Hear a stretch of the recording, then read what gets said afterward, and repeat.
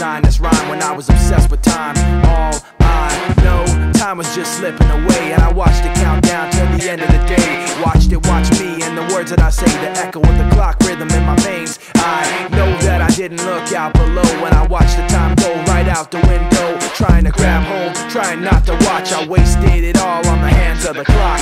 But in the end, no matter what I pretend, the journey is more important than the end or the start. And what it meant to be will eventually be a memory of a time when I tried so hard.